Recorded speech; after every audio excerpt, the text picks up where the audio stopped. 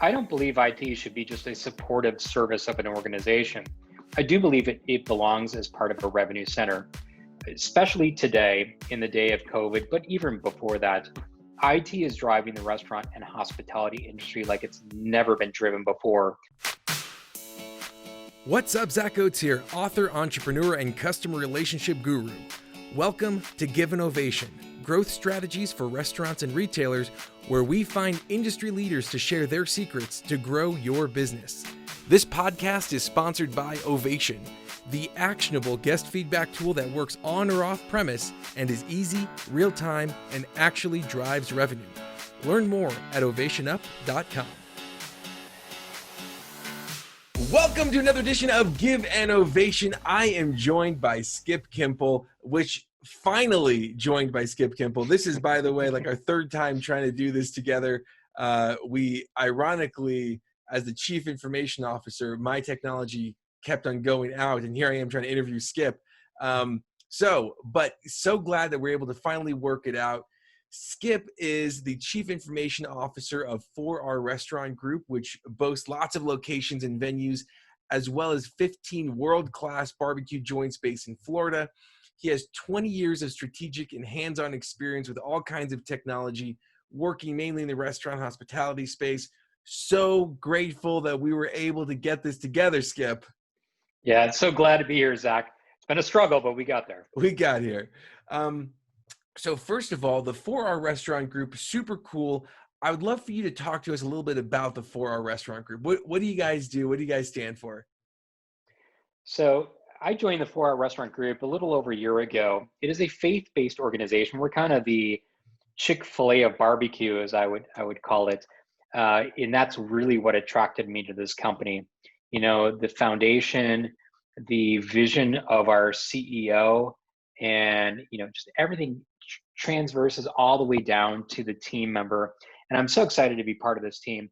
Not only is it amazing barbecue, like you said, world-class barbecue, it has deep social impact within the state of Florida. We are highly connected with the state. We are a very well-respected brand. And just during COVID, for instance, our foundation, which is the Four Roots Foundation, we started the Feed the Need Florida initiative. We've served over 1.2 million meals during this time of COVID. So I am so proud to be working for this organization. Oh, that's so cool, Skip. You love hearing about stuff like that, because at the end of the day, if you're not building value, if you're not doing your part to make the world a better place, then what are you doing, right? And I love that you guys have that built into your DNA as, a core ingredient in that recipe of what the 4R Restaurant Group is. Now, being the Chief Information Officer of 4R Restaurant Group, I would love for you to kind of talk to us a little bit about what is your philosophy around IT. I know that we've talked to a lot of people look at IT as just an expense, right? IT is something that doesn't drive revenue. I know you've got some pretty interesting thoughts on that. I do. I don't believe IT should be just a supportive service of an organization. I do believe it belongs as part of a revenue center, especially today in the day of COVID, but even before that. IT is driving the restaurant and hospitality industry like it's never been driven before. A lot of the initiatives, whether it be from a average ticket size or driving traffic into the restaurant, comes from IT. And I think through that philosophy, there is a real value to IT, especially in today's aspect of COVID, where IT is driving that survival aspect of the restaurants. And while decisions used to be made on, operational aspects in the past, or other areas of the business, IT now has a pretty heavy hand on the table in regards to where the business is heading and how it proceeds from here on out.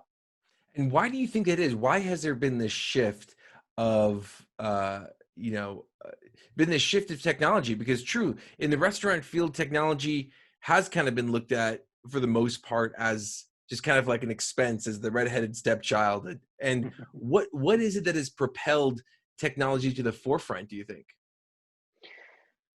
Well, uh, prior to COVID, I'll just talk on that aspect. I mean, there's been an explosion of technology, and it covers all aspects of of actually the company, from accounting to operations to marketing. Everything is really being driven through IT. And from the onset of COVID, everybody was scrambling to figure out, how do we make this work? What do we do to survive in this very volatile environment that we're in? And the answers really came from IT, from Mm. contactless dining. How do we keep our guests safe? How do we give, in some aspects, the perception of safety? A lot of what we're dealing with is perception. But on the back end, it's extremely important that you're proactive, to keep the guests safe, to keep the team members safe, and to message that properly. But I would have to say contactless dining right now is probably the biggest aspect of IT initiatives within our industry. So talk to us about contactless. Why do you feel like that's a huge initiative right now? Well, first of all, it's the hottest topic in the restaurant industry and hospitality industry right now. You've got guests out there that don't want to touch anything. They need to feel safe walking into your environment.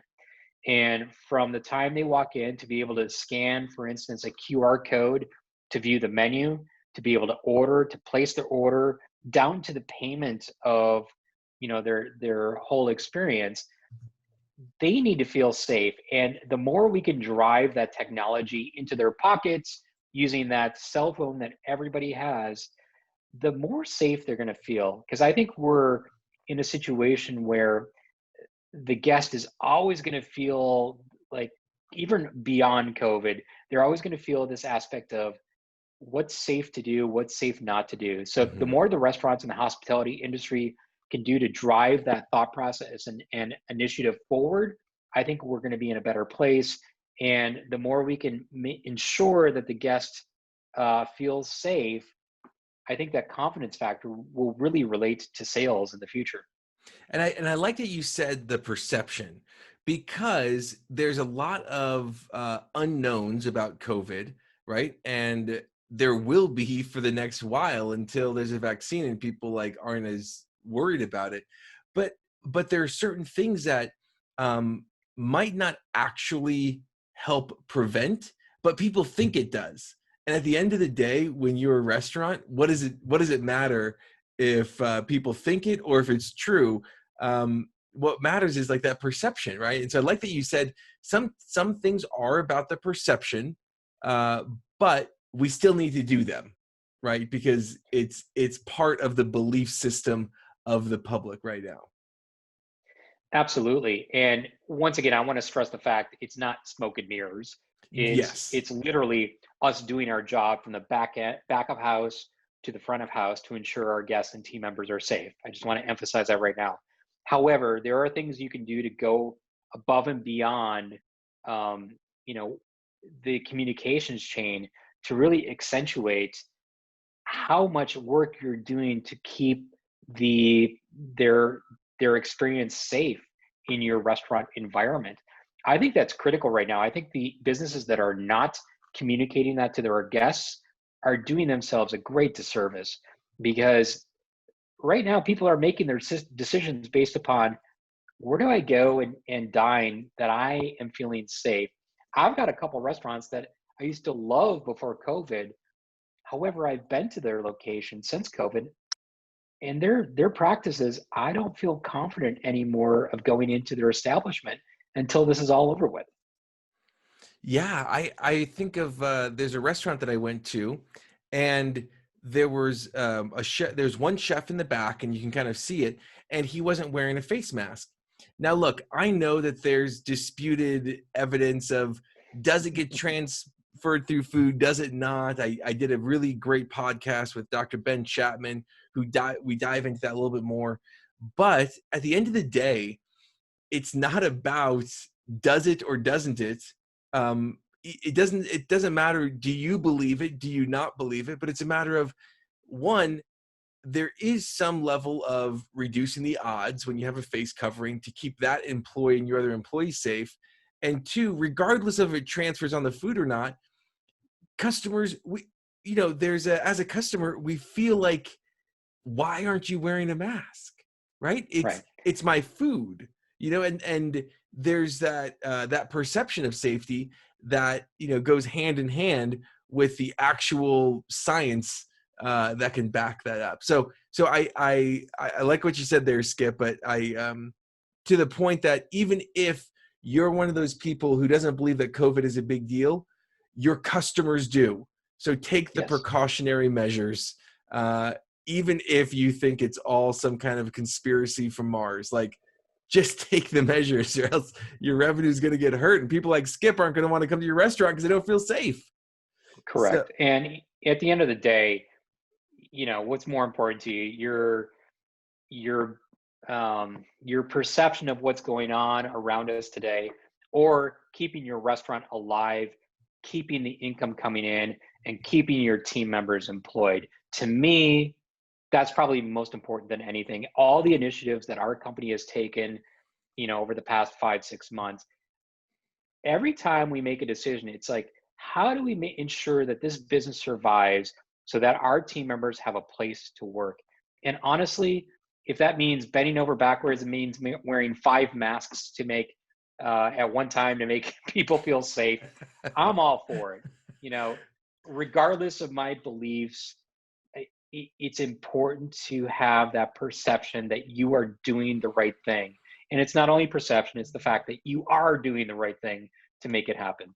yep, I love that, Skip. So one thing too, I want to ask you about is talking about, how do you evaluate technology? You're looking at some new vendor. What are your strategies, your thoughts, your philosophies on evaluating technologies? And do you ever build, or do you usually buy? What's your thoughts there? So few questions wrapped into there, but would love to just get your philosophy on technology. Sure. And once again, I think it comes down to, does the technology you're trying to implement make your business more efficient from not only an operations level, but from also a team member level?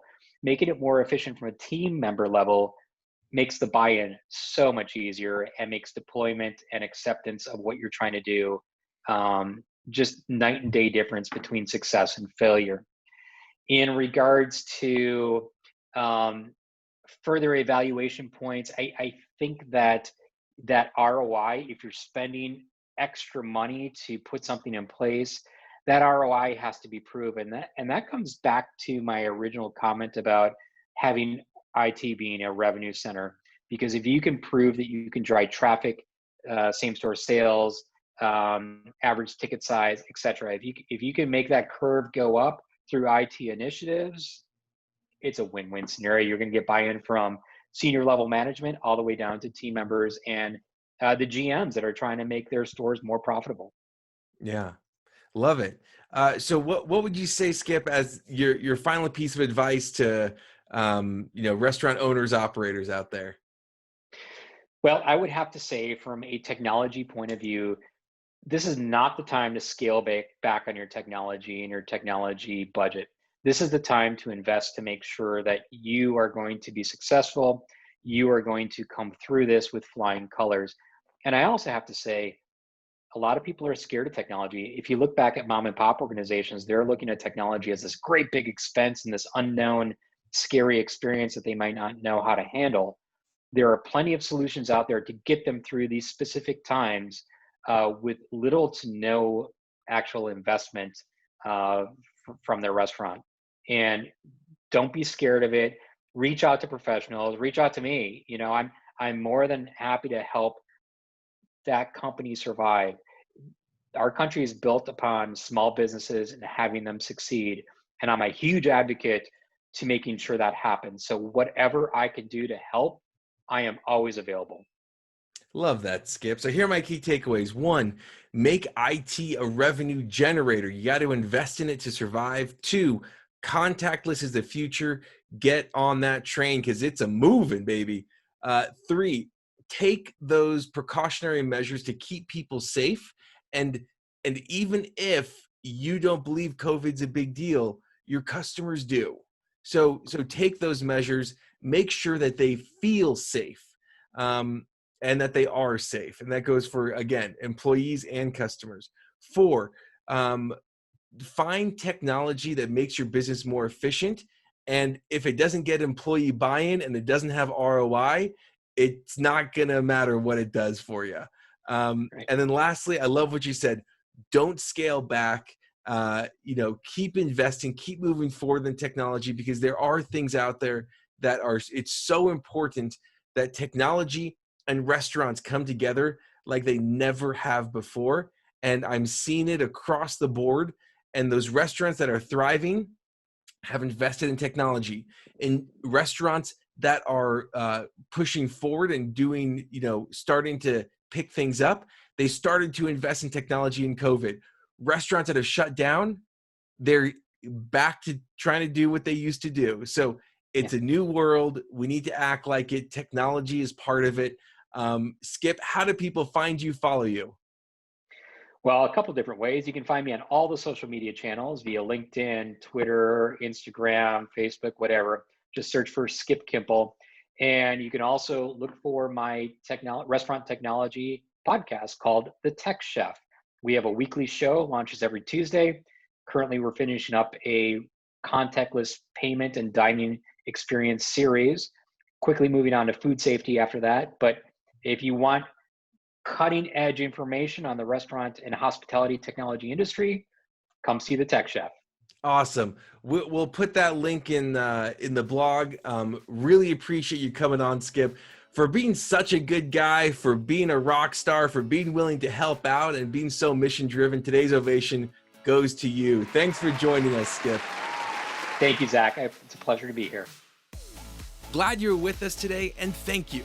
Thank you to the risk takers, the troublemakers, the crazies who are keeping this world clothed and fed. You're the ones who deserve an ovation. Again, this podcast was sponsored by Ovation. To see how we can help you grow your business, go to ovationup.com. Don't forget to subscribe, and as always, remember to give someone in your life an ovation today.